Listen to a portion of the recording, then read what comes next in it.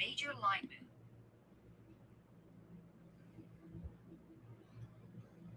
And a pleasant good morning to you from Tony'sPicks.com, and welcome to Night Moves here for Sunday, February the 8th. Happy Super Sunday. Good morning, everyone. Thank you for joining me here on Night Moves. We've got big game coverage coming up here in just a few minutes. We'll break it down and spend time on every single skill player and take a look at the prop action with each player. I might not just give out the props and let you decide, but just tell you which players, which skill departments I think are going to be set for a big game tomorrow in Santa Clara. We got Super Bowl 60. Yeah, maybe with us Gen Xers, we can still count Roman numerals, but I don't know. Hearing some of the talking heads out there that maybe I'm just old, maybe the younger set I don't know. They seem to have trouble with the Roman numerals, and man, we're getting up there to Super Bowl 60 here tonight. And hey, share with me your Super Bowl memories. My team's never won the Super Bowl, and I don't know if they ever will, but uh, one of these two teams will win on Sunday. We know the Seahawks are looking for a bowl victory, and the Patriots are looking for yet another a bowl victory. But hey, it's a lot of talking and not enough playing yet. We'll see tomorrow with the Super Bowl in Santa Clara. It looks like it's going to be a pretty good, pretty nice day for sure. Hey, positive reviews too with the way things are going in San Francisco tomorrow. A lot of people talking about how things are looking pretty good there in the city, where maybe there's been some controversy, if you will. Yeah, maybe this one's a little bit leaning, one way, but it's not about politics. It's about the football here on Sunday, and yeah, maybe there'll be some people talking about halftime, people talking about pregame, people talking about postgame, but we're going to talk about the game here on Night Moves with the Seattle Seahawks and the New England Patriots. Right now, as we sit here right now at really just 15 hours from kickoff from right now. I'm currently broadcasting live from my satellite studios here in Las Vegas. It's 12:19 a.m. here, 3:19 Eastern, so just about 12 hours from 15 hours from the game. As I said, we'll get ready for the action here tomorrow. I want to hear from you in the chat as well. You're welcome to comment with me on the game tomorrow. Mr. Weskers is here. He says might as well do the show a little later, I think he's saying here.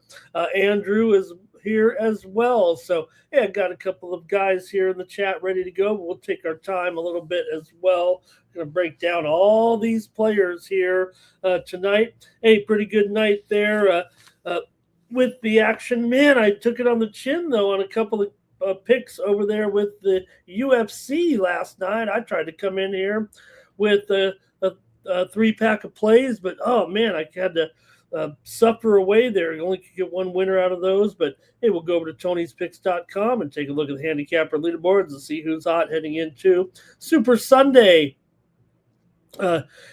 here, and we'll take a look at the handicapper leaderboard, see who's hot, get ready for the action here at Tony's Picks. So let's take a look here at this one right now and see who was up top the handicapper leaderboards there for the action here on Sunday. All right.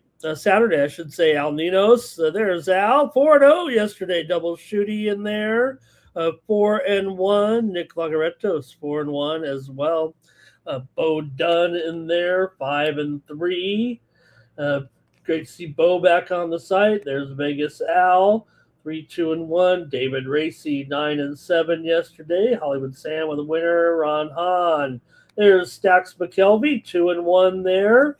KT Kevin Thomas, 4-3. The VIP account in there, 3-2. And I was 3-2. Well, had a winner yesterday in soccer with Brentford as well there. And I won my tennis match overnight, my featured match here on Tony's Picks yesterday, as I had Serrano Castilla in her swan song victory over Emma Raducanu there. So able to pick up some winners. Felt like I got jobbed there a little bit wasn't the referee's fault or anything, just the fighter's fault, I think. So I tried to bring home some winners there in the UFC. All right. Gonna have a great show here previewing the action in the NFL, but we'll also take a look maybe at a couple of NBA games and a couple of also college games as well. But it's going to be all about the bowl here, and I'm going to give you my favorite players in the bowl and maybe a little bit of prediction in the bowl as well. And I want to hear from everybody in the chat. Hey, click on the All Cappers tab, find the handicapper of your choice, and that's how you get signed up. There you see all the cappers. There I am up there as well, and I'll have a package of props tomorrow for the Super Bowl. I'm going to go with a 5-pack of prop plays for $45. Check me out over at Tony'sPicks.com. I'll have my favorite props. So I'm going to tell you some of them here right now, or at least some of the players who I think are going to be the best to go here tomorrow with the Super Bowl. So as it sits right now, the New England Patriots, of course, 4.5-point underdogs to the Seattle Seahawks. Total mostly 45.5, although some of the sharp books are also at 45. So looks like we're teetering between 45, 45.5. You could actually shop your way to your best line there for the big game tomorrow, but mostly 4.5s across the board. I don't think you can get much different from the number there currently. We'll see how it goes. To me, right now, it does feel like public sentiment is certainly on the Seattle Seahawks here, and probably the under as well. So let me know if you fall in line. Do you agree with that, first of all, with that sentiment? And do you agree and do you fall in line with the public? Or do you think that it's much ado about nothing? Will we see some underdog money come in? Can this line go to 4? Do you think it'll go to 5? Do you think the pressure will continue to be on with the Seattle backers here in this one? You know, they're playing in a pretty familiar stadium too. Remember, you got Seattle coming in here, play once a year in this stadium. They've had success there as well. So that'll be something to consider. And, on here, I don't know if I'm going to have very many of the props as far as the non-on-field props are concerned here. I don't mind talking about them, but, and they say, oh, you bet the coin. Well, you know what? I do bet the coin flip. I bet the coin flip every year. Nothing more than a few dollars, certainly, but you got to have a bet on the coin flip. Come on. We're waiting all day for it, and you finally get the game going. Heads or tails, what you got with the coin flip there? So look, there's no handicap to it. I just want to be on the right side or the wrong side. I like to complain when I lose the first bet. I'm down already a nickel. Well, I don't think I'm at 500, but sometimes I've hosted some Super Bowl parties, believe it or not, as like the MC of the party, and end up saying, oh, I'm down 500 already, and the game hasn't even started. All right, let me see who's here in the chat. And, hey, don't forget, head on over to Tony'sPicks.com. All of our cappers are going to be – you already have cappers up there with all the plays. There you see some of the sports I've been excelling on here so far. Off to an okay start here. Last 30 days, up 3 units there with college basketball, some tennis, some soccer, some hockey there. So check it out over at Tony'sPicks.com. And also click on the upcoming tab here, and you can see in the NFL, everyone's ready to go here with all their picks. You got Joey, Bo, Ron, Hollywood Sam, Doubles, Tony T, all the guys in there with their sides and totals here right now on the Super Bowl. And there's props to be had. The one great thing about Tony'sPicks.com, they're pretty much the only site, we are the only site that really packages the props like this form that you see here. There are some other sites doing there's very few multi-capper sites like Tony's Picks. We know there's really just a handful that honestly put their records out there, show you the past results. A lot of people with the props, they might have some packages in there where they type them into a word processor or maybe click some buttons to show you what they're on. but we grade the props here. We have them sold as packages. It's very good. When I first joined Tony'sPicks.com, when I admired Tony's show and the way he did it, and he's going to build out this site. He told me there the first week, well, one day we're going to have props. And you know what? He's right. And it's turned out to be quite a nice site, a nice package here. There you see, look at all the props that are lined up for our guys here for the action tomorrow. Mills and Bo are in there with their props. And like I said, I'm going to roll with a 5-pack of my favorite players tomorrow here on the site. So use the promo code TonyT at checkout to save 15%. On the Super Bowl, you can definitely get some pretty strong plays out. Limits are high, even on the props. You can make it worth your while here over at Tony'sPicks.com. So make sure you check me out, check us all out over there at Tony's Picks. All right, we're going to recap a little bit. I'll say hello to everyone in the chat. I really appreciate everyone joining me here for the show. We've got some great regulars in here. And we also have some newcomers like Uncle Papa Benny in the chat here. He likes the Seahawks to get it done. Andrew likes the Patriots plus the points. Look, you know what? I mean, you got to think here. I mean, this is the Super Bowl, man. A 4.5-point spread in the Super Bowl. Yes, there have been some big, spreads here maybe within the last 10 years. About a 7 up there, but not really here as far as the Super Bowl is concerned. Last for several years now. You're looking at numbers that are usually tighter, a little bit smaller. We've had some near pick'ems in here. All right. You guys are welcome here. Let me keep going in the chat right now. And let's see what else. Mr. Wester says California. Yeah, you know what? Mr. Wester, DraftKings has been in California for a long, long time, actually. It's just they don't offer betting on. They offer their daily fantasy product in California, but they don't offer betting yet. You can't bet the teams or totals or props. But I do miss, man. Here in Nevada, they don't have daily fantasy.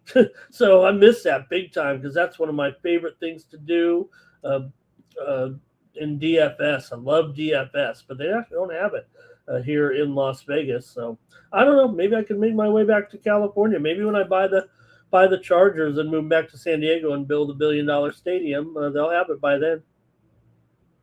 Jermaine is here today. Said we had a pretty good show yesterday. Let's talk about some of the games there from college basketball. We went over in some of the big games last night real quick, and we'll get to the Super Bowl. But a great day of college basketball action, wasn't it? Especially in the ACC. They wanted to say that, can we just stop talking about North Carolina and Duke? That's a little tired. North Carolina and Duke always delivers. And you know what? After the first 10 minutes, it was like, you know what? Maybe they're right. Maybe Carolina isn't, what was it, 17-8 at one point or something like that. Well, the Tar Heels hit a 3-pointer with 0.4 seconds left, stormed the court. Where's the technical? That's the first thing I'd ask. Why wasn't a technical assessed, and why didn't Duke get the ball after a shooting technical? But the clock went off. They won the game. Great job by North Carolina to knock off Duke in Chapel Hill. That's what North Carolina Duke is all about. Not only the 8 miles and the 2 shades of blue that separate these teams, but it doesn't matter. Even on the spread, on the biggest of spreads, it seems like this one always comes back. UNC's won 5 in a row. They're 19-4. I mean, come on. They're actually having a pretty good year considering. And you look at the ACC as well. Funny how the ACC has all the ranked teams. They're all going in. The SEC, arguably the strongest conference. I don't know. I look at those rating sites. They say the SEC is the strongest conference. None of those teams are even ranked. Hardly, anyway, compared to the ACC, it feels like. But great performance by Carolina. Terrific, actually. What a game. I don't know. Hard for me, because in my world, the rivalries are like Chargers, Raiders, and Dodgers Padres, the Dodgers don't even recognize the Padres as their rival. They actually recognize the Giants. That's how sorry it is. Although the gap has closed definitely over the last 10 or 20 years. But I think North Carolina, yeah, okay, I got it. Red Sox, Yankees, okay. What else do you want to do? Cowboys, Eagles, Cowboys, Commanders, whatever. It's not even, you can't even compare that one anymore if you can't call them the Redskins. I don't know. If I had to sit down, some of my other favorite rivalries, Miami and Florida State, but I don't know, Duke, North Carolina. I've done more with that game in my life, hosting like watch parties and things like that throughout the years. I remember back in the day when people didn't even get ESPN2, they had to come to my sports bar to watch that game. Not everybody. Some people were getting it, but it was like kind of a marginal channel back several decades ago. And we'd always have a big deal for that game with North Carolina and Duke. So it's always been one of my favorite games for sure. And what a game it was last night. Also, Clemson dumped Cal there. You got to wonder, Cal. Clemson's 10-1. That was huge for Clemson, right? With Duke losing, and right now the ESPN bracketology has the ACC getting 8 teams into the NCAA tournament. So we'll see. SEC, Oklahoma over Vandy. Sooners snapped a 9-game losing streak by upsetting Vandy, who's lost 4 of their last 7 after that 16-0 start. Tyler Tanner still had a big game, but Oklahoma got the win. They almost gave it up. They were up by 21 with 5 minutes left and hung on. Alabama over Auburn, as expected, a high-scoring game. I think I was calling for an under there, but Auburn led by 10 late in the first half, and ended up taking the win there. SEC looks like they're getting 10 teams in the NCAA tournament, so yeah, I could complain about the rankings, but they're going to have plenty in their Big Ten. Indiana over Wisconsin in that thriller early on, 78-77. Indiana's won 4 of 5. They're 7-6 in conference play. The Big Ten, it looks like they'll have 11 teams in the conference tournament, but they shoot a lot of threes in that conference, man. I tell you, you got to be able to make it from the inside. Michigan State also over Illinois in another thriller. Both those Big Ten games went overtime. Jeremy Fears, not the prettiest or flashiest player on the court, but he sure is effective. 26 points, 15 assists. Illinois had won 12 in a row. Spartans have won 8 of 10. Creighton over Seton Hall. Seton Hall led by 9 with 1:35 left, and the Blue Jays came back to win, snapped a 3-game losing streak. Marquette edged Butler. Butler's won 4 in a row and 8 of their last 8. The Big East getting, look right now, just 3 teams in the tournament, it looks like. Mountain West, UNLV over Grand Canyon. A big win for UNLV to beat Grand Canyon. Grand Canyon's had a pretty good year, first year in the Mountain West, 8-4 record, but UNLV, nice job. Gibbs Lawhorn, 29 points, played all 40 minutes in that game as the Rebels held on. Utah State edged Wyoming, 85-83. Aggies are 11-2 in the Mountain West, and the Mountain West probably going to get 2 teams, I would imagine. San Diego State and Utah State will be those entrants. Let's see what happens in the conference tournaments, of course. West Coast Conference, Gonzaga bounced back with a win over Oregon State after their loss. Santa Clara beat Washington. The West Coast Conference probably get 3 teams in the NCAA tournament, according to the bracketology. You got to figure Gonzaga, Santa Clara, and St. Mary's would be those teams, depending on what happens, of course.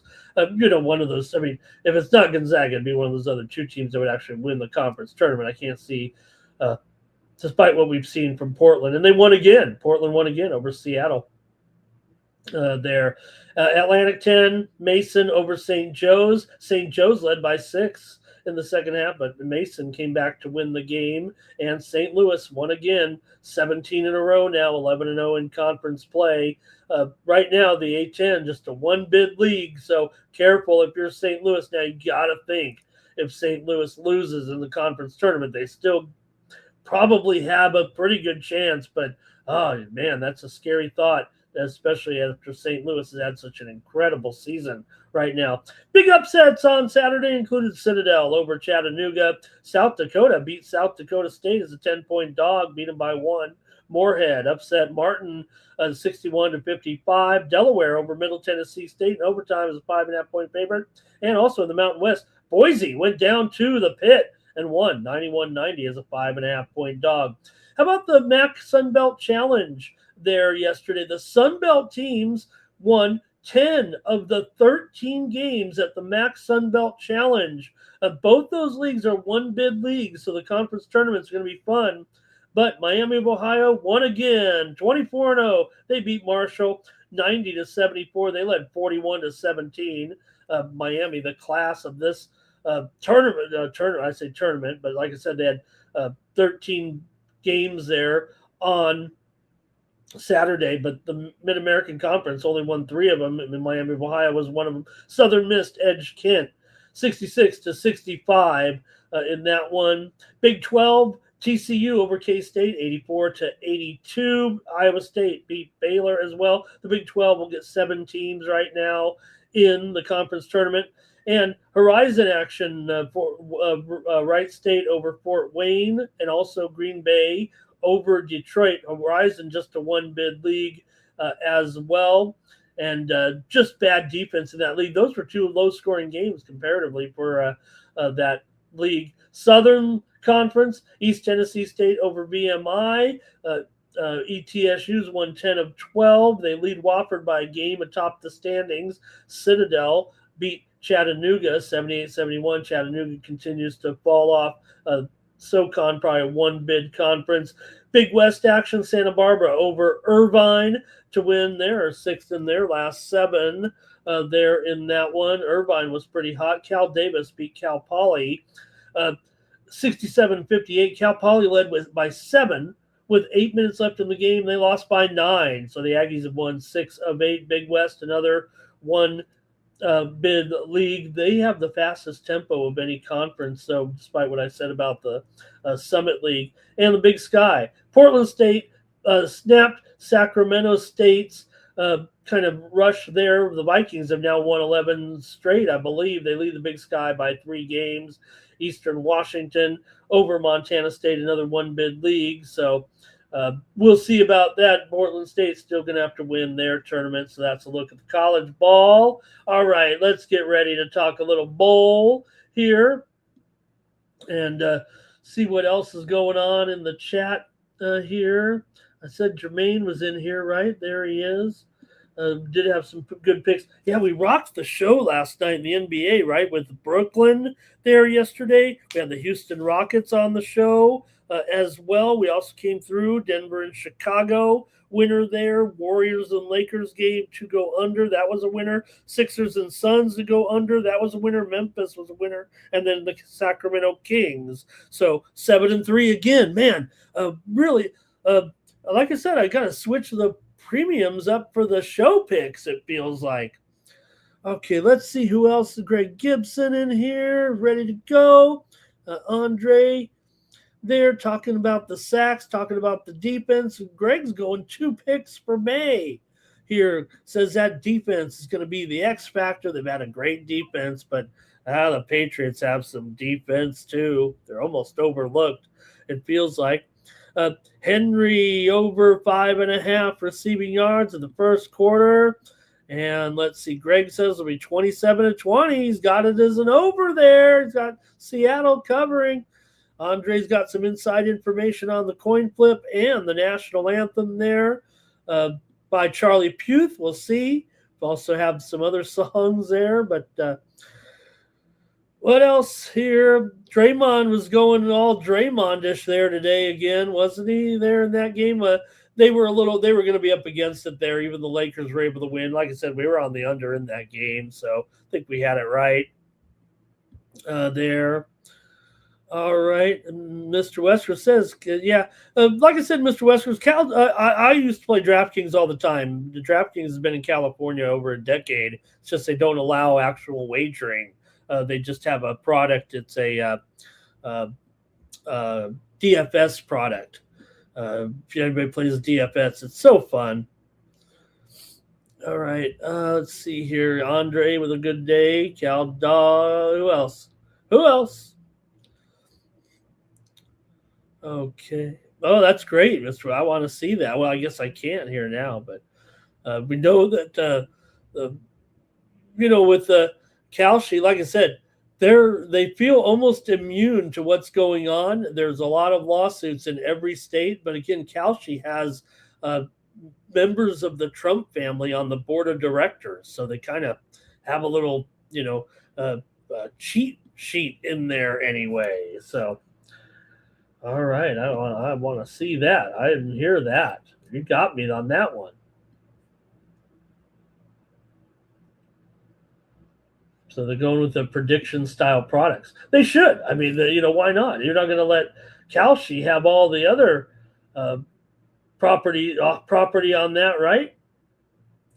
All right, let's see what else. Hello to Old Gapper, ready to go, Old Gapper. They do love the Super Bowl over there, uh, uh, over uh, over there across the pond. I know that they actually, uh, when they broadcast the Super Bowl, they're in, sometimes in the commercials they have their own analysts. Actually, they usually have a player, a former NFLer in there. Sometimes have their own analyst in between the when the moments are in the commercial and stuff like that. I've seen that coverage before. So okay, let's see here. Do we got everybody in ready to talk some bowl here? Look, we're talking bowl already, actually, and we'll talk about each player a little bit here. Okay. And Andre's already ready to get rolling on the new tennis card this week. As we head to, I know we're going to Dallas this week, so I don't know what else we have here other than the one final there in France later this morning, right? With FAA taking on Manarino. That should be a good one, man. I mean, how can you not think that Manarino with that big $5 price tag? But we're heading to Dallas next week with the men. We have also a tournament coming up in Rotterdam as well, and Buenos Aires as well. The women are headed to Qatar this week for a big event as well. So, but I'm ready for some Olympics here. I'm watching some live coverage right now of some uh, downhill slalom snowboarding. Ready to go. We saw some great action yesterday, and there's hockey today as well. Sweden and France at 10:40 a.m. Eastern, and Finland and Czechoslovakia. Czechoslovakia. God dang, am I old? Czechia, uh, formerly the Czech Republic, formerly Czechoslovakia. All right, gang, let's talk Super Bowl. Um, you know, we can interact with the chat. Really, I don't have a real format for talking about it. Just gonna kind of go over each of the skill departments here a little bit, and just talk about which players I think have a chance to kind of beat their props here tomorrow, and then maybe you'll get a gist of who I like. It sounds, if you're listening here, you probably can tell what I'm thinking about the Super Bowl. After all, like I said. I guess I'll start it this way. The man who, Andre, look, you're not going to get any. You guys can let me have it, but I am pro Bad Bunny. I mean, look, you could argue, I could argue, somebody could argue that yes, the Super Bowl has had incredible, worldwide superstars from Michael Jackson to Prince and Up with People, the 6-time halftime performers. But right, you could argue that Bad Bunny might be just the way the world works now in a digital world. Uh, could be the biggest star they've ever had, quite frankly. And yeah, they're going to have some songs in Spanish here, but the NFL is not worried about, you know, what one person thinks, I should say, or one group of people think. They're trying to reach out to a worldwide audience right now. That's what this league wants. And the fact, don't forget, they're going to play again In Mexico, we know that Bad Bunny's from Puerto Rico, which is, of course, a territory of the United States, by the way. Let's see, Mr. West. You guys are already on it. Patriots. Greg Gibson likes Sam Darnold. So, but as far as I know, out of the two quarterbacks here, that one of them just barely lost the most valuable player in the league award in the voting there just the other night in the awards ceremony. Matthew Stafford won by one for by one first place vote, I guess, 24-23. I didn't see Sam Darnold even. The other two players on that list were not Sam Darnold. So who really does have the best quarterback in this game? Certainly Drake May. Maybe has not been as strong or as flashy down the stretch. If anything, Sam Darnold's been more impactful over the last several games, many games actually. Look, both teams come in with the same record here, and Darnold has avoided. He's had pedestrian games though a little bit in there. It's hard to say that when both teams have been so stellar. One of the biggest criticisms of the Patriots has been their schedule. I don't know, they played the Buffalo Bills. They played the Miami Dolphins.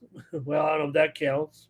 And the Jets. But to me, Drake May was the man that was just on the cusp of winning the league's most valuable player award. And, 4.5 points, that's a lot of points for a Super Bowl. Really? Seattle were the Patriots the best team in the AFC? No, were the Broncos? What were the Bills? Where do you want to go with it? Are the Seahawks, were they that much better than all the teams? And if so, where did the other teams that came short in the NFC, would they have been favorites as well over these NFC teams here? So, do I have the graphic wrong? I'm sorry, you guys. What am I thinking? Let me fix that. Oh, that's why you guys are typing in Patriots. See what I thought? I thought it should be. I still have the other game up there, obviously. There we go. Man, I've ruined the whole broadcast now. How am I going to have any credibility with this breakdown if I don't even know who's in the Super Bowl? All right. Well, anyways, let's go through starting with these quarterbacks. Look, I actually think that the numbers for Darnold might actually be more achievable than the numbers for Drake May. I don't know how the Patriots are going to go about their business. I think I know how they're going to go about their business, but I don't mind Darnold and his numbers here. In fact, I'm worried when I see, as someone who likes to take a lot of unders, when I see the public basically going under, I don't think I want to go under, even if that's maybe the way, I don't know about the trends or the conversation, if you will, the news flow, the news cycle is talking about the under. I don't think I want a public under in the Super Bowl, especially one that could be a close game. And, the closer the game, I always think it has a better chance of being a higher scoring game. But there's no doubt these run defenses are pretty good. And what will we see from this group? Kenneth Walker, you think of what he could do in here and how well he's played. Basically, 4 out of the last 5 games, he's been outstanding. He's been outstanding. But before you go piling all in on Walker a little bit, and even thinking, without Charbonnet, maybe Walker will get more action. You look at his prop for rushing attempts in the game. Talk about Kenneth Walker here in this one. And a lot of people are thinking, got Charbonnet. This team likes to control the ball, maybe more on the ground here. Maybe they'll actually run him very, very hard in this game. And his rushing attempts for Kenneth Walker is 18.5. And, maybe he will get that many. Maybe he will get 19 attempts here. Maybe he will get 20. But I'll tell you this, he's gone basically under 20 carries in 23 straight games, Kenneth Walker. Now, granted, like I said, they had Charbonnet before, and he has trouble blocking. So that's brought George Halani into play here a little bit. We really maybe haven't, we only saw him for the one game. He had 3 receptions for 27 yards. He also carried the ball 3 times. But without Charbonnet, you're going to have George Holani in there, which is funny because, what happened to a guy like Cam Akers? Why didn't he become a factor? I mean, Holani does give him a little – he's a blocker. He's a blocker in there, but they threw the ball to him 3 times in that last game. Could Holani be in line for some receptions here? Like I said, Walker, the incredible game against San Francisco, 116 yards and 19 carries. He had 19 carries basically in the last 2 games, did Walker. 16 before that, 15 before that, 11 before that, 9 before that, 10 before that. Again, that's a little bit of Charbonnet. Without Charbonnet, he's obviously increased those numbers a little bit. So, how effective will they be? I've got the Patriots number 7 in the NFL this season on run defense. I like the Patriots defense is pretty darn good. But so is Seattle's, and that's why we've seen such a talking point, if you will, about the unders here. Let me keep rolling with the chat. You guys can lead me on a little bit as well. And let's see here. All right. Yeah, Greg, right? Looking back at what, Minnesota and what they're dealing with right now, look, they believe in J.J. McCarthy. They're not going anywhere away from him right now. And look, what does Sam Darnold's future really hold here, win or lose? He's obviously the quarterback of this team for next year and, for the foreseeable future. It goes to a point, too, though, where – and now Sam Darnold wasn't necessarily maybe the high-touted prospects that some of the quarterbacks were. He came in with some fanfare. But also, you have to be a part of a good organization, too. And you just wonder how many quarterbacks we've missed on through the years, that didn't end up on the right team and fizzled out because they couldn't get into the right situation. Did some talents slip by because they couldn't find the right coaching staff, coordinators to showcase their talents? And for Darnold, right, look, he went from basically, remember just several years ago when he saw ghosts and everyone made fun of that moment when he threw that interception and he said on the sidelines, I think I saw a ghost when he got picked off in that big moment. And now here he is here. And look, a lot of people want to take the over rushing yards, and I don't know about Darnold getting those rushing yards. I think May has a definite chance to get his rushing yards. Let's talk about Drake here for a little bit. And Jermaine talking about both teams have great deep. Look at Jermaine's score. Could you even imagine if the score's up there, how exciting that would be, even if it is a 7-point game? Cal Dog doesn't even like. I can't wait. I'm going to be dancing, and I like it. I know Mr. Westwood disagrees with me. I think you'll find that Bad Bunny is he's an international superstar for sure. The music's good. When you hang out with the type of the people that I do, I hear a lot of that, man, a lot of his music. But I'm known to kind of hang out with the Latinas. All right. And Cal Dog, yeah, he's not, he's a part rapper, but he's a singer. He's a singer. All right, let's see here. Don't forget some of the big disappointments from this team, right? Seattle's going to get their opportunity. Everyone, blames this, why did Wilson force that ball in there? Why did they get out of that play? Everyone knows they should have handed the ball off to Marshawn Lynch and ride with your man there, right? Okay. Let's see. Never go full Sam Darnold. You're going to regret it in the end. All right. Holani for a couple of catches there. All right. So for Drake May, like I said, a near MVP season. I mean, just one vote for him would have probably swayed it. Who voted for Justin Herbert for MVP? I get it. You could say that he was under duress so bad and he still had such incredible numbers that imagine if he didn't get sacked all those times. But also, I think Herbert likes to hang on to the ball a little bit. He's going to have to learn a little bit. That's coming from a Charger fan like me. All right, and let's see here. I'm looking for your comments on any of these players.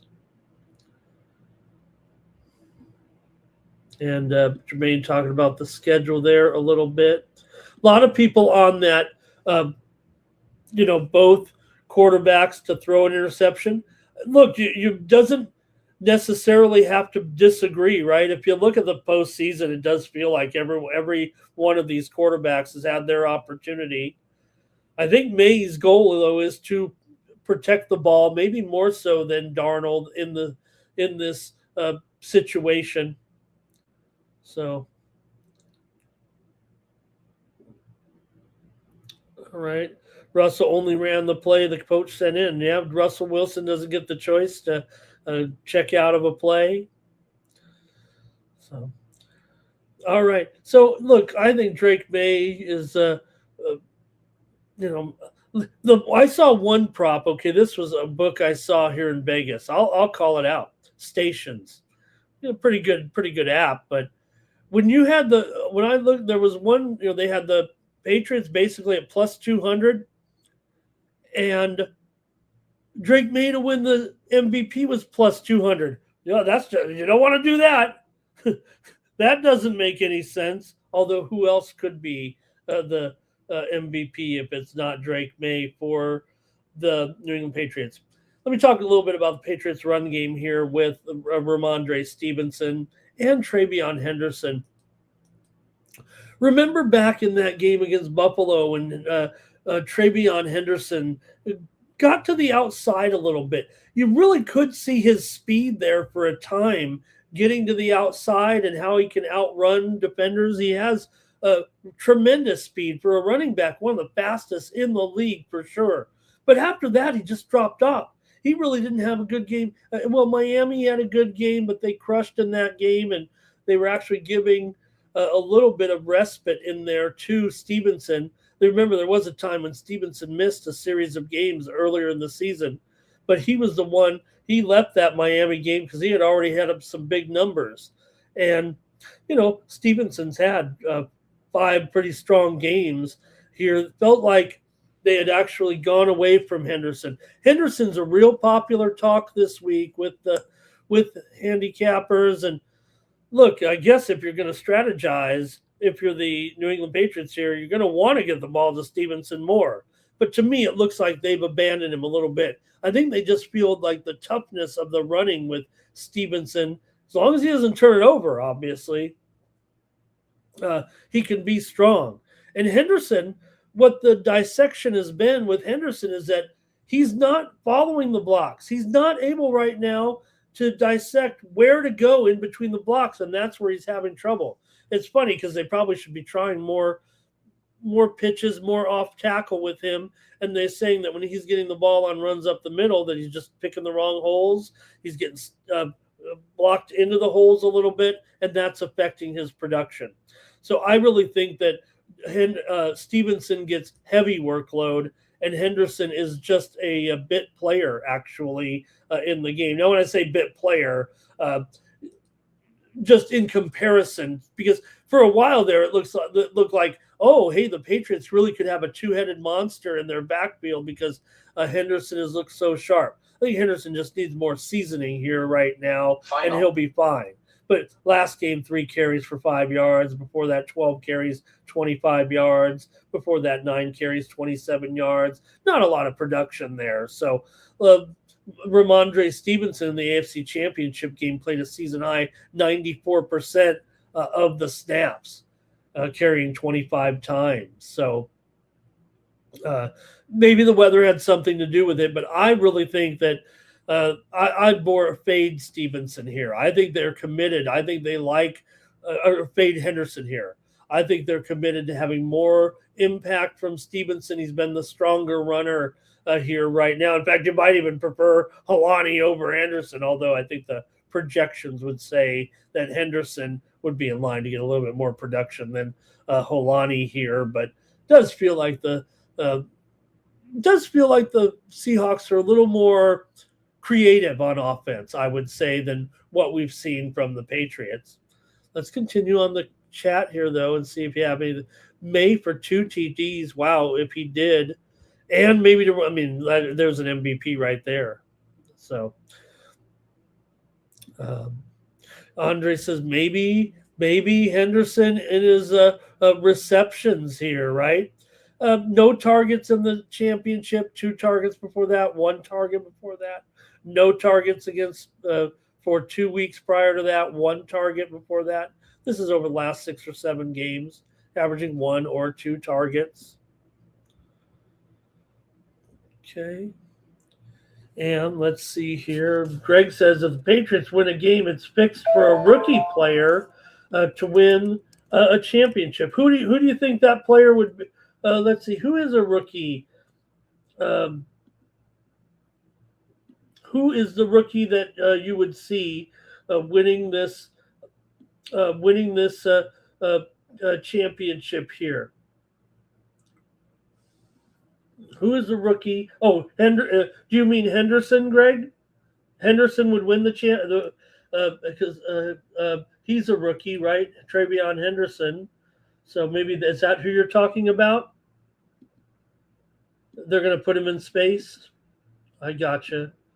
Yeah, that would be amazing. I didn't even look at what Henderson's odds would be to win the MVP. It must be outrageous. Greg says Sam is better than Drake. How come Sam didn't win the MVP? Get within 1 vote of the MVP. Also, we'll opt for a trick play. The one thing, another popular pick is over 2.5 players to throw a pass. Now, look, my favorite player in this whole game is Rashid Shaheed. Now, I'm biased. I like this kid a lot.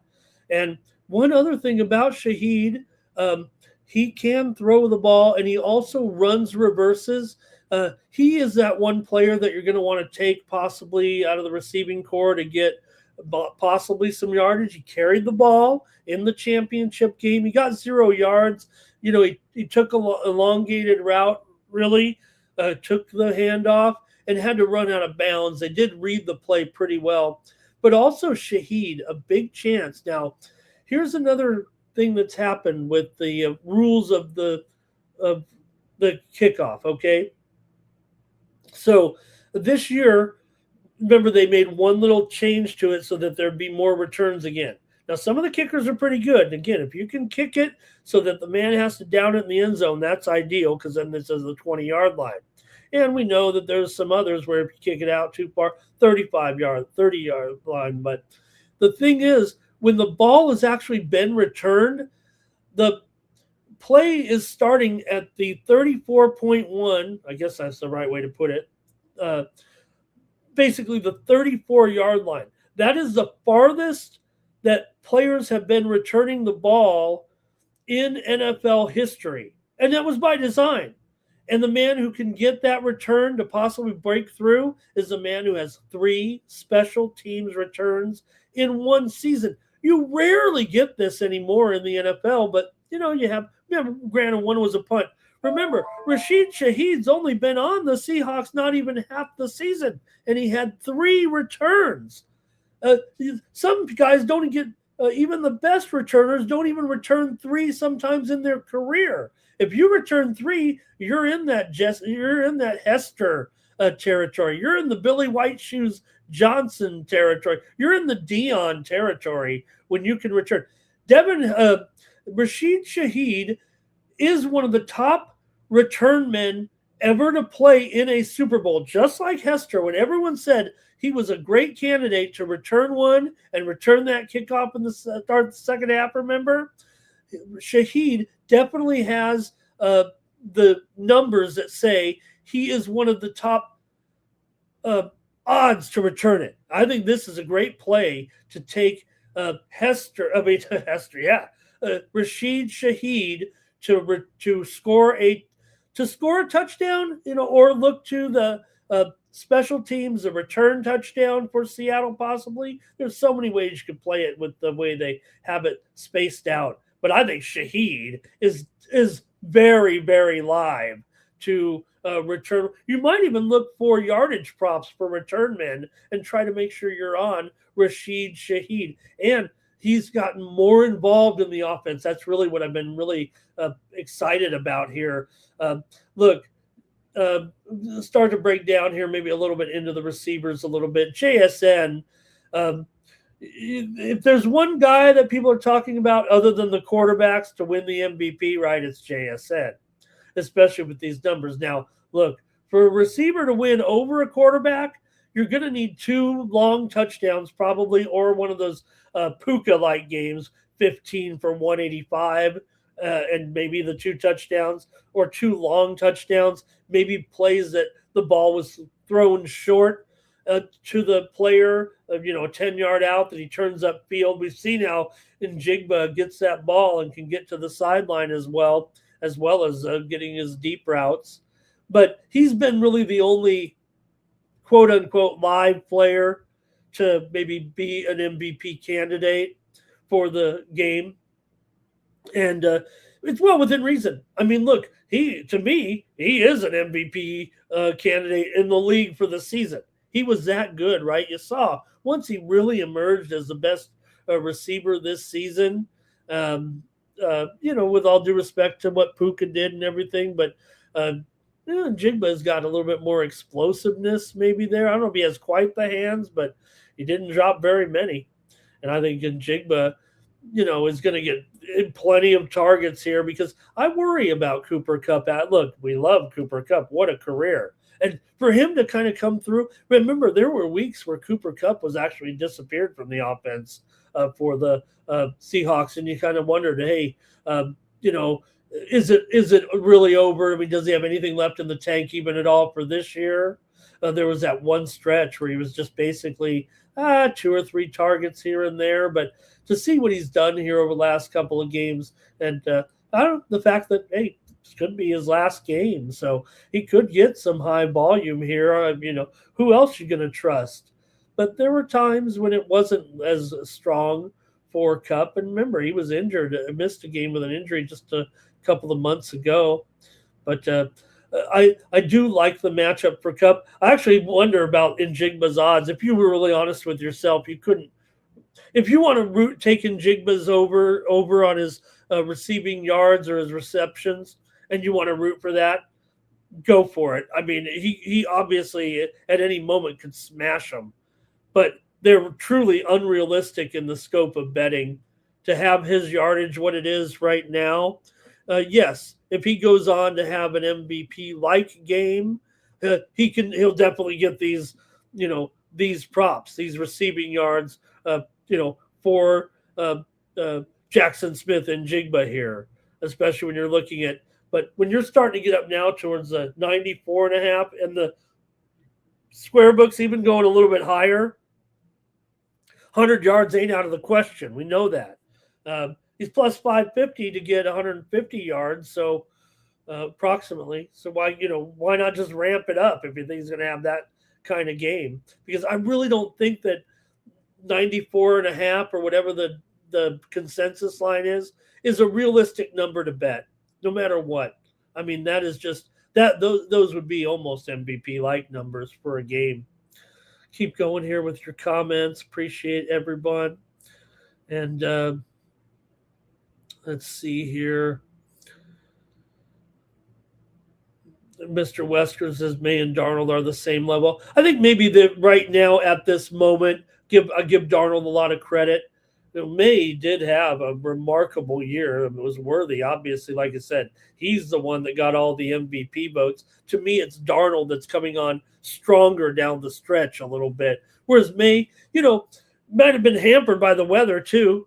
In that, yeah, we had the bit of weather there with the NFC game as well. But you could almost throw out the last game, couldn't you? Remember when the Patriots got whatever it was? Remember that last play with Drake May and he got 8 yards or whatever? It was like the biggest relief in the world to get 8 yards in the snow game, because everyone loves a snow game deciding the conference championship. I'll argue that one all day long, but hey, you know what, people, the teams, they fight for that home field advantage, so that's the way it goes. But remember, I mean, Drake May in that, 80, he threw for 86 yards last game, um, on 10 of 20 because the weather was, here we're dealing just fine in the weather coming into this one. So I think for me, uh, I like May. I also like Stephon Diggs. I think this could be the moment for Stephon Diggs. Had, controversies throughout his career. It finally feels like he's at a little bit of a peace with himself, a little bit of a peace in this moment for Stephon Diggs. Seattle's defense is so good. I would worry about uh, Booty here. I think Booty's in trouble. I think Demario Douglas could be in trouble here. These guys both come through with some big moments. In fact, if I was looking at anybody outside of Diggs here, I'd probably go to Mac Hollins.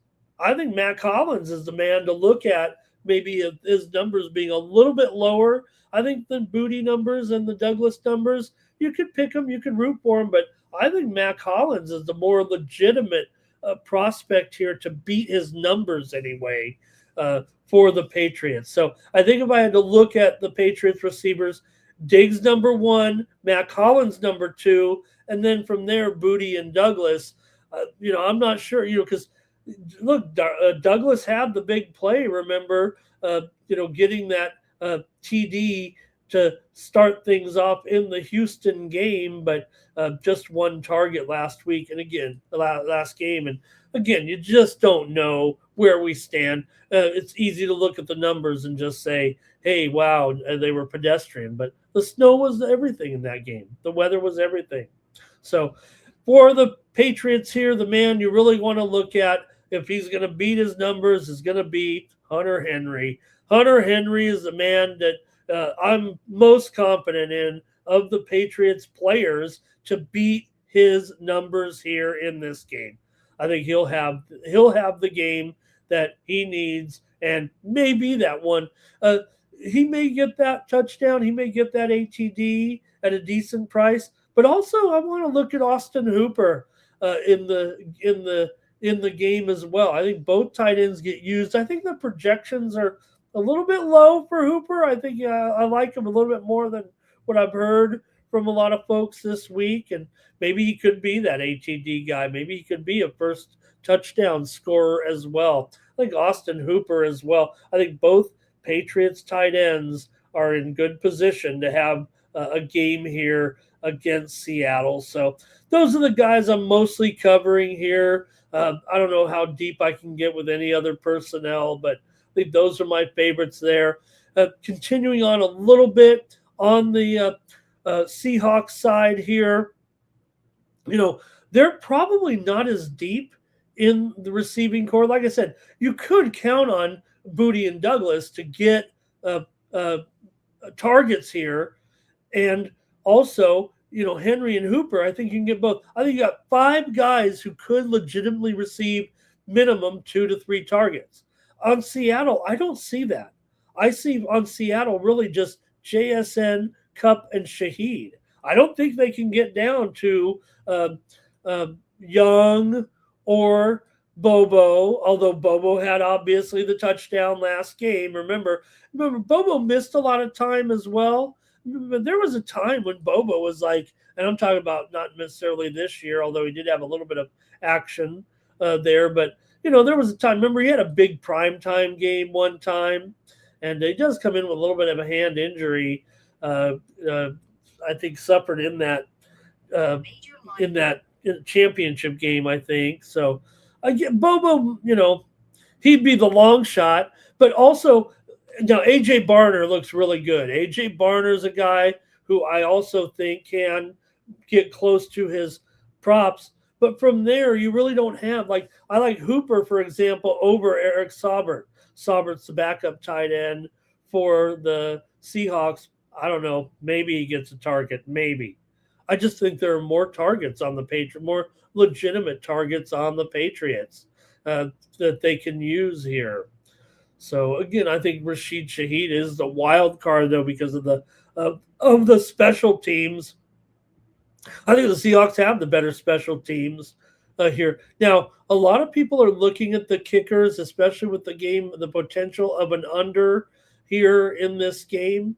You know, conditions should be very, very good. We're dealing with temperatures in the 60s here. And the turf there is not the greatest, but these are pros, so I don't think I'm willing to maybe take necessarily rushes on the runs on these kickers. Plus, it feels like the numbers have been bumped up a little bit because I think more people are expecting an under, and when you get an under, what people are thinking are more field goal attempts in the game. So I think the prices have actually been increased on the kickers because of the fact that they think it'll be that the trend is to the under here. It looks like, but you got to admit, Myers is pretty good. He probably would have the edge over Borgalis here, but we can see about that.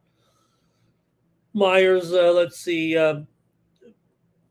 pretty much perfect here for the last 6 or 7 games. In fact, against Indianapolis in the regular season, Jason Myers in an 18-16 win for Seattle. You might remember this game. He was 6 for 6 in field goals. Now, a lot of people said, we've never seen a kicker win the MVP. If a guy goes 6 for 6, guess what?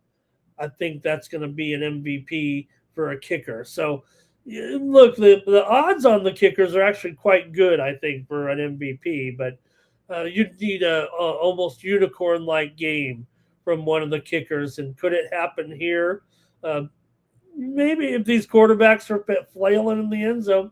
For Borregales here, did have a miss back. When was that? Oh no, he's been very, very solid too. He's had 2 games here with 4 for 4 in field goals in back-to-back weeks. Back in weeks 13 and 14, I believe it was, and he also had a 3 for 3 against Cleveland. So he hasn't missed very many at all this season. Borregales has been pretty solid here as well. Let me go through a few more comments and see if you like any other players. Yep. Mr. West was talking about Hester, right? Now, everybody knew at that moment, it felt like he was going to run it back. And before everybody could get back from their halftime, he had run back that kickoff. Okay, let's see here. And, a lot of talk about some of these defensive players, certainly, and guys like Williams in there. He's probably gotten the most talk out of from the Patriots side anyway. Andre does like some of these guys in their receptions. And Andrew K. does like Drake May. Look, I hope we've only scratched the surface. I don't know if he's the greatest of all time. He certainly has I'll say a Brady-like quality about it, right, with the composure here for a second-year man. And, really, who saw it coming? A near MVP-like season, right? All right. Mr. West, is Stephon playing with an ankle bracelet on? Okay. Craig says the break. He's not exactly Tom Brady. Gaming Gang says the Pats are going to win. The fix is in. And I don't know if it was. Do they really want Robert Kraft to win? Well, yeah, I guess so, right? Because of hey, if this is the most political Super Bowl of all time, then I guess the Patriots are going to win because Robert Kraft's a friend. I've known him for a very long time. We partied with Epstein. Okay, let's see here. You got to think Robert Kraft partied with Epstein, don't you? All right.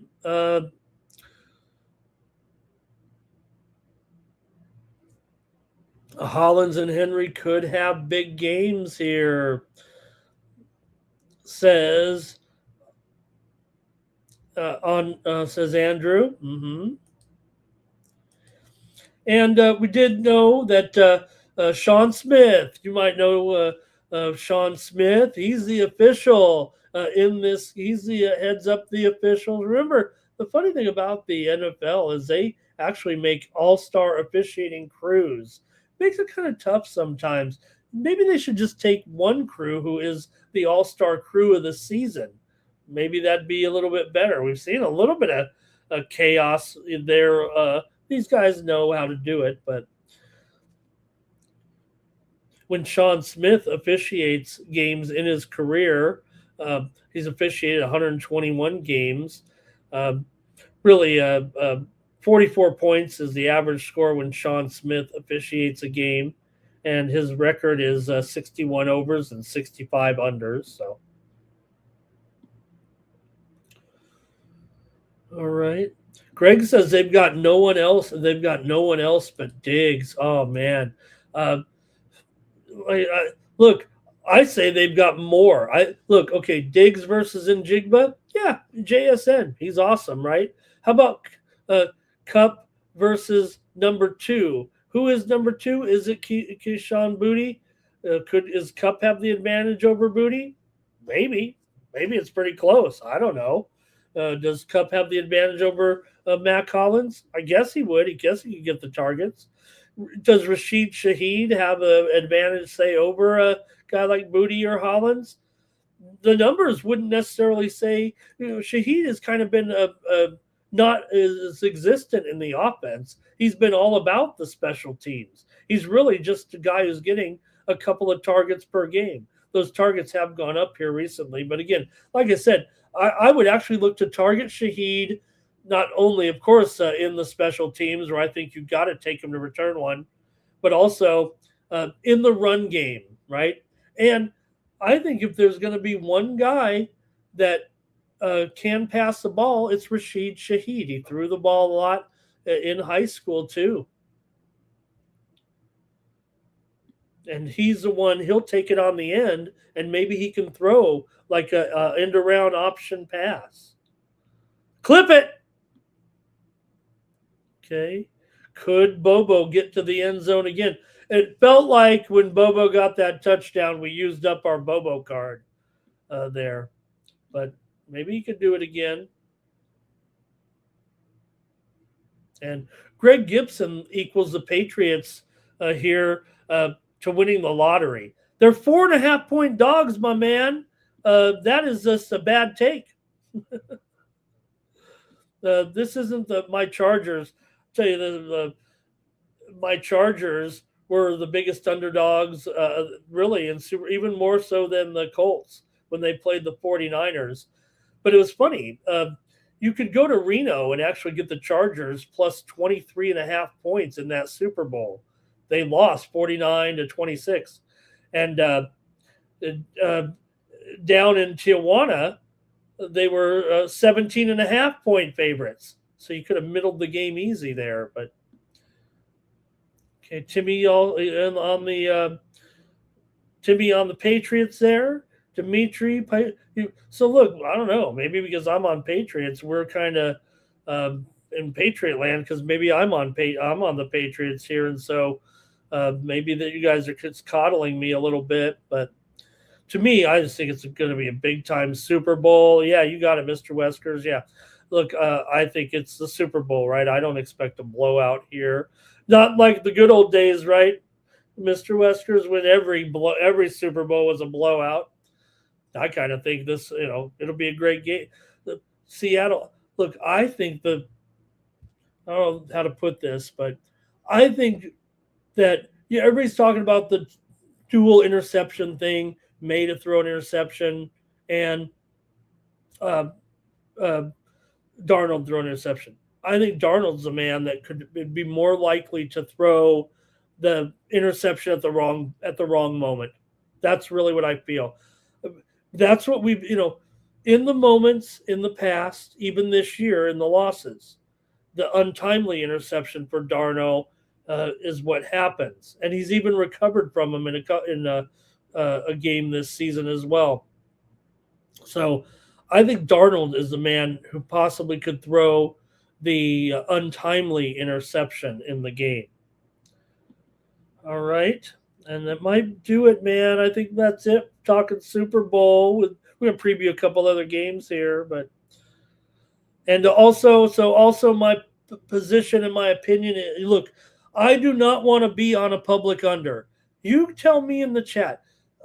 All I've heard is even the sharpest of the sharps are saying, I say sharpest of the sharps, the people who maybe I respect more, some of our favorite handicappers on this channel, on the channel across the street, talking, well, even I've got to go on the under here in this one. I don't want that. I don't want the public under here. And if I think it's going to be a close game and you got a 45, yeah, does 23-20 get under? Yeah.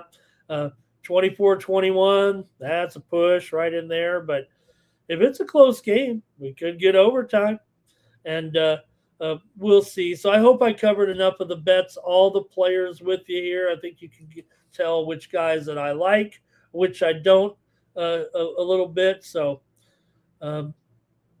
really appreciate it. Enjoy the game. I think it'll be great. I think it'll be great. I don't think it's a blowout. And like I said, I don't want to be on a public under. And that's coming from me, hey, you guys are my friends in the chat. I wouldn't be anywhere without you guys. Everybody knows I love me some unders every time. I'm about to give out 4 unders, I think, in the NBA tomorrow because I'm always looking under first. I'm that guy. Dog and under. Let's look at dog and under. I don't want this kind of under. I don't want it. I'll go down fighting here with this one. I got to think. I'd want to be on a contrarian over in the Super Bowl for the Super Bowl. What do you want? 14-13? Come on. All right. Mr. Western says they're going to party in a strip mall after the game. All right. Dimitri, thank you. Houston, great call with Houston there yesterday. Man, they really did the job. I think that shows. And maybe BYU. Look, Devonta, he's had a great year. I don't think he's the player of the year, right? I don't think Devonta, I don't even know if he's quite NBA ready here. I'm sure he is. But look, we saw some other nice performances yesterday. We've seen some other college guys really. Timmy Chushu says Kendall Jenner took a. We did see Drake. We did see the bet from Drake, although he's probably sponsored there. I saw it was on Stake Sportsbook, so he went with the Pats. He went $1 million on the money line, and Mattress Mac also on the Patriots with his $2 million play. Remember, Mattress Mac is hedging against his furniture sales there. So it's not always a bet for Mattress Mac. It's just an insurance policy. If the Patriots win, he's going to get $2 or $3 million, and everyone's going to get their furniture for free. If he loses his bet, then everybody has to pay for their furniture. Great call, Andrew. Look, Drake May. I prefer the Drake May rushing props far more than the Darnold rushing props. I don't know if Darnold can get his rushing props here. He may take off running, but Drake May is more the real runner, it feels like. Hey, Andrew, don't worry. They don't necessarily need they need deeper offensive line, yes, but only to avoid the injuries. Their 2 top tackles were out for a majority of the season. So as long as those guys are healthy, they'll be fine. Chargers are going to be coming on. Okay. And, oh, man, Greg, I hope that Drake can, make up for that $1 million they lost. Yeah, I used to be like that too, Mr. Wesker's, not playing the props, but now I'm all about it. I'll have a 5-pack over at Tony'sPicks.com tomorrow, my 5 best props. You might have already heard through the noise what I'm on, but I'll have my prop package up here, $45 at Tony'sPicks.com. Profit guaranteed. If you don't get it, you'll get $45 back to your account. You can use them on another handicapper. You can roll with me later this week as well. Greg says 24-20 Seattle. Guess that's it for the Super Bowl, you guys. I think we're wrapping it up here. We're ready to go to a little bit of NBA. We'll just talk about it real quick. Get you on out of here. We all want to watch the bowl. All right. Oh, my goodness, Timmy. 78% on the over? Oh, my God. Why? How can this total be 45 if 78% on the – are they just giving money away? I don't think I don't know if I'm trusting those splits. I don't know if you've watched a lot of the talk shows and maybe it's just – there's no doubt the public loves an over, and maybe it is just the talking heads, the so-called experts that want the under. So that seems wild compared to what we've seen here. Okay. All right, I think that's it. Thanks to you guys for all the great comments this football season as well. And I guess we'll move on to a little bit of basketball here real quick. Just a few minutes of NBA and maybe college basketball talk here for Sunday. Okay. Draymond was getting into it today there a little bit. I think Gaming Gang was the NBA. Was the totals going over there yesterday, Gaming Gang? I know I had a few unders that I did lose yesterday. Talked about the 7-3 day I had here on the show. All right. Okay. Let's take a look here and get to our other games here right now for Sunday. A little bit of action here with NBA and the college basketball. I got 3 games on tap. First up in the NBA,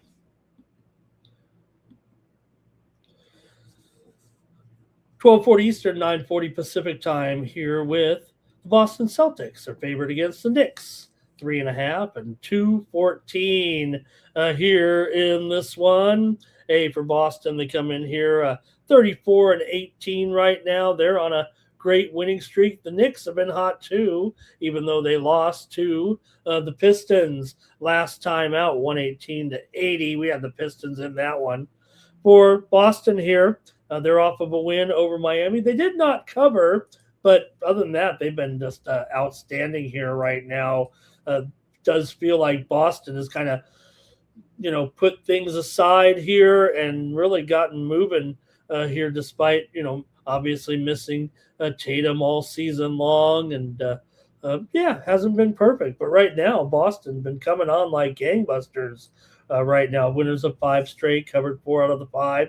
Knicks have won 8 of 9. They've covered 8 of 9. That last game was the clunker. So, yeah, it's a nice matchup for a Super Bowl Sunday when you're talking Knicks and Celtics, especially with the New England in the Super Bowl, right? You got a little Boston flair here. Boston's gone under in 8 straight games coming into this one, including 7 straight at home. The Knicks have gone under in 9 of their last 11 right now. They had been an over most of the season. They pretty much wiped that clean here. In fact, I think they're even on their overs and unders. Maybe they were 1 game over. But I'll take the under. Like I said, I think I already said maybe I'll give out a side here on one of these, but I think I'm like under in every game today in the NBA. And I'm going to take under in this one, even at 214.5. A little bit scary because we did see a game that a lot of people thought would be an under yesterday, Oklahoma City and Houston. How about the Thunder losing again? But that one did sneak over in a very similar total where, it's a little bit low, but I will take the under in this one. Granted, they did go over back in December, 123 to 117. Pretty high scoring game there, but I'm going to take the under in this one. It's been under City. Maybe when they meet, it'll go over, but Boston's coming in here with, like I said, all these unders in a row, and the Knicks did go over in 2 consecutive games against Washington and Denver, the game right before that Detroit game. there. So I'm going to go under, though, for sure. Do you have some comments in the chat in this one? Here we go. We need a little bit of injury report. Apologize for that. In fact, I'm showing the total actually sneaking up here a little bit to 215. Hart's questionable. Towns is questionable. OG questionable as well. Miles McBride is out. Hauser's out for the Celtics. They have a much cleaner injury report here. Cal Dog's on the over. Mr. Wesker says now that one game will do it. They're going to go in free fall. Gaming game, Nick's first half. They got to have another meeting. Maybe they'll have another meeting. And Vooch. How about Vooch? Got to see Vooch in there. And yeah, that's right, Andrew. But Vooch, they're saying he's in. This is it. He's in, ready to make his debut here. And let's see here. I think that might be it. Greg says the Knicks did get exposed by Detroit. I think more they were just I think they were a little bit fatigued in that game, the run that they were on. And they were on the road against obviously one of the top teams in the Eastern Conference. So they had just beaten Denver in the last game. I mean, that's a Greg Gibson special, isn't it? I mean, you just beat up a good team like Denver, and then you got to play another good team. Tremaine's got White under in his rebounds and assists. Andrew says Boston money line. All right, next up. Miami Heat and Washington Wizards.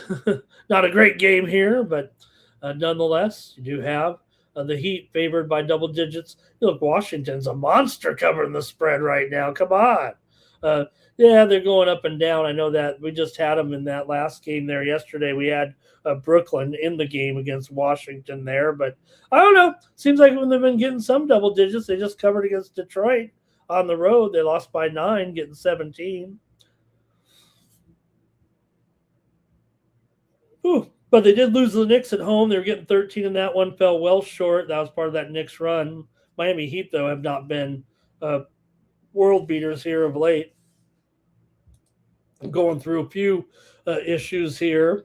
They are 2-4 against the spread in their last 6, but they're 5-1 against the spread their last 6 on the road. Miami's gone over in 10 of their last 15. They've beaten Washington in 4 of the last 5 meetings between the two teams here.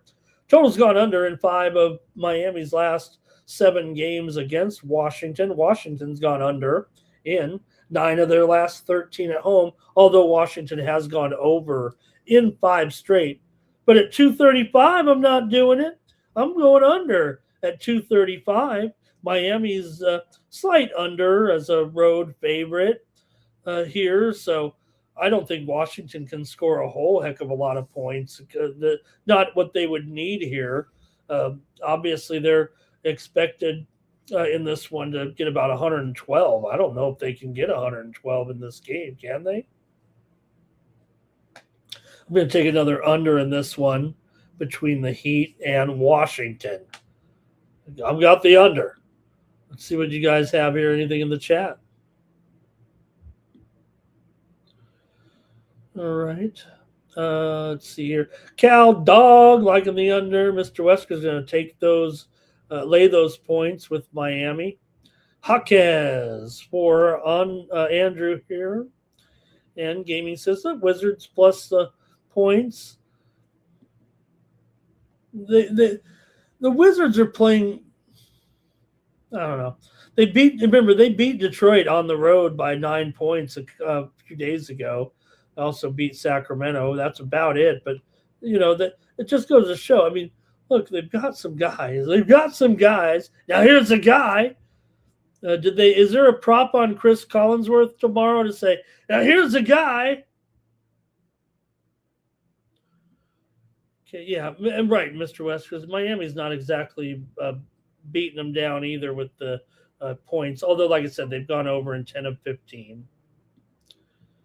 Greg Gibson said they'll be tired.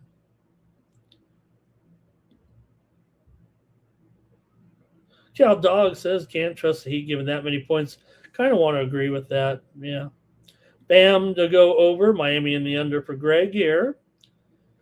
And Timmy says Heat team total over. And Mr. Westwood, yeah, Mr. West, could you believe it? This is actually Mike Tirico, his first Super Bowl play-by-play.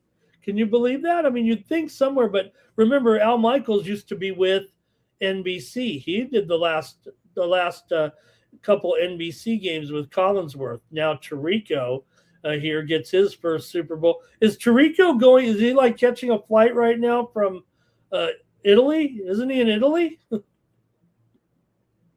What a day for NBC. You know, they got the Olympics. You've got the Super Bowl. All right. Let's see here. Next one up. All right, the Clippers are taking on the Timberwolves. Pretty decent game here. The way the Clippers have been going here right now in Minnesota. Coming in off of a loss here last time out. Minnesota lost to New Orleans at home, 119 to 115. They still won 3 of their last 5 right now. Clippers have won 11 of 15, but went just 1-4 against the spread in their last 5. Clippers 4-2 ATS in their last 6 against Minnesota. Minnesota's won 5 of their last 7. 8 of the last 9 meetings between the Clippers and Minnesota have gone under. 5 of Minnesota's last 6 home games have gone under. Clippers have gone over in 4 of their last 5, and so has Minnesota. But these two played to just 215 points back in December here in Minneapolis, 109 to 106. And Minnesota's 8-18 to the under at home. Clippers are definitely a team that trends over, especially when they are a road dog. But I've got another under. I'm taking 3 straight unders here right now. In fact, this one might even be a little lower than. No, it's 224 at Circa, but 222 at 222 and a half at a few square books. That would kind of indicate that maybe it would be an over. But I've got 3 straight unders, and that's just the way it's going to be here on Night Moves. My 3rd straight under. I'm going under in this one with the Clippers and the Timberwolves. A few comments in the chat here.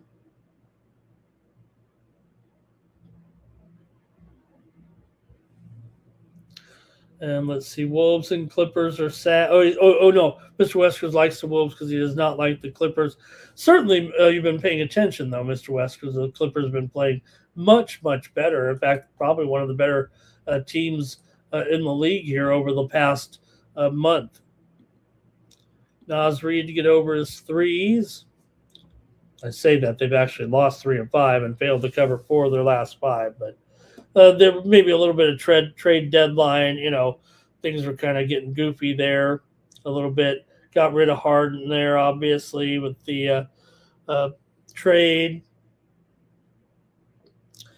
Clippers for Gaming Gang. Yeah, Minnesota pretty remember, Minnesota here 32-21 straight up. 28-14 straight up as a favorite, but they're 17-25 against the spread as a favorite. Practically the opposite record. Okay, Andrew saying talk about that Clippers streak there that come back into contention. All right, one more here. And Timmy, right? When are we going to get, Chris Paul? We saw some players get released, right?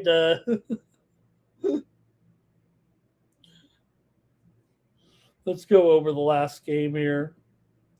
And I'll take a side in this one, not because otherwise I'd go under on every game. So Pacers and Raptors here. Raptors favored by 8.5, maybe even 9, total 224.5. I do like the under, but I'm going to take the Raptors in this one. Indiana's lost 3 straight here and actually didn't look very good against Utah and Milwaukee coming in there 9-15 against the spread on the road. Toronto's been a crummy home favorite for sure this season. It's not their best spot at all, but I'm going to go with them here. I'm going to actually take Indiana to roll here. I'm going to take Indiana to win this one by double digits tonight. Toronto comes in just 3-7 against the spread in their last 10 against Toronto. They've also lost 5 of the last 6 against Toronto. 4 of the last 5 meetings between the two have gone under. I'm taking Toronto in a blowout here tonight on Super Bowl Sunday.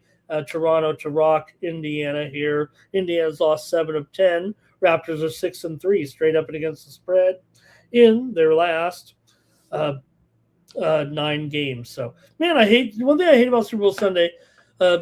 Maybe I'm just an old sports fan at heart, and it's hard for me, or maybe for you guys too, to really get excited about a sporting event. But I still feel it on the eve of Super Bowl Sunday. I might go make dinner right now because I have trouble sleeping because I'm excited. I like sports a lot in my life, and the Super Bowl is great. Okay, here we go. Greg liking Toronto here. Cal Dog liking the Raptors. Greg says Toronto and under.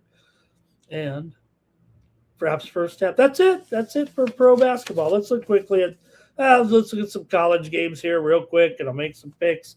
We'll get on out of here. It's about the bowl tomorrow. Thank you guys for a great football season since I came back here to the Tony's Picks YouTube channel, especially you guys in the chat tonight. We got 70 people watching. It seems like it's me and 4 guys in the chat. But I really appreciate everybody watching here as well, and hopefully my insights will help you get to the window tomorrow on some of these bets.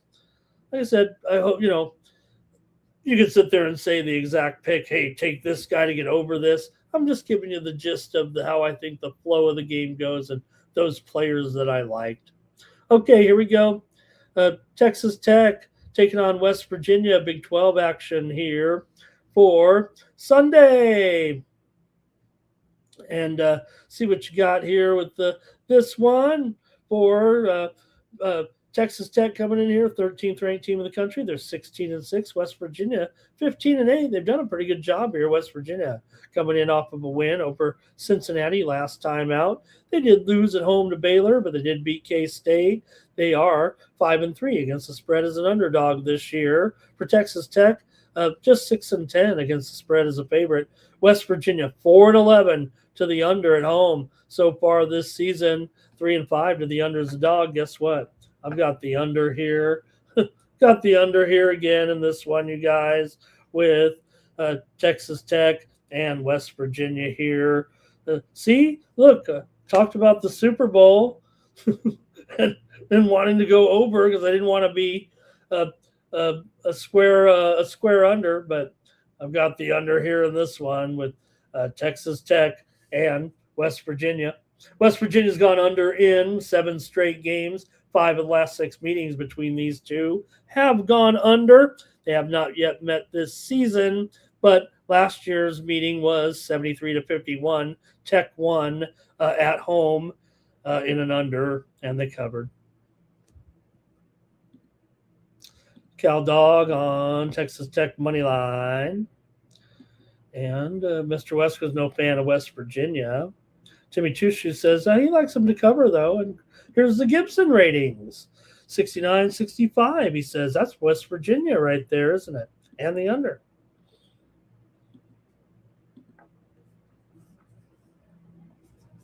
All right, next up. Well, hey, I mean, you gotta have